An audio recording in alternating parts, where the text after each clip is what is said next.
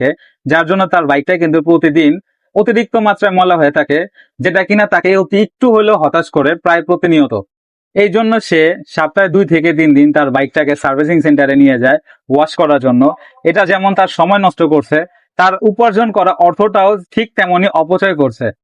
যখন আমি তার এই সমস্যার কথাটা জানতে পারলাম, তখন তাকে আমার দোকান থেকে একটি 100% কপার এবং অল্প বাজেটের মধ্যে একটি কার ওয়াশ মেশিন তাকে দেই, যে মেশিনের মাধ্যমে সে তার বাইকটাকে বর্তমানে প্রতিদিন সকালে যেমন আমরা গোসল করি, শাওয়ার নেই, ঠিক তেমনই সে তার বাইকটাকে শাওয়ার করায় এবং কাজে বের হয়, যার জন্য তার কাজের মনোযোগ্য থাকে অনেক বেশি এবং সে প্রশান্তিভাবে তার বাইকটাকে চালাতে পারে। যে কোনো অবস্থায় যত খারাপ জায়গা যত নোংরা জায়গায় হোক না কেন, তার এখন কোনো মনে কষ্ট লাগে না, কারণ তার কোনো টাকা অপচয় হচ্ছে না, তার কোনো সময় নষ্ট হচ্ছে না। সে 10 মিনিটের মধ্যে তার বাইকটাকে ওয়াশ করতে পারছে এবং যার মাধ্যমে তার এই 200 থেকে 300 টাকা যে সার্ভিসিং এ খরচ হইতো, এই খরচের টাকাটাও সে সেভ করতে পারছে একটি কার ওয়াশ মেশিন বা বাইক ওয়াশার মেশিন ব্যবহারের ফলে।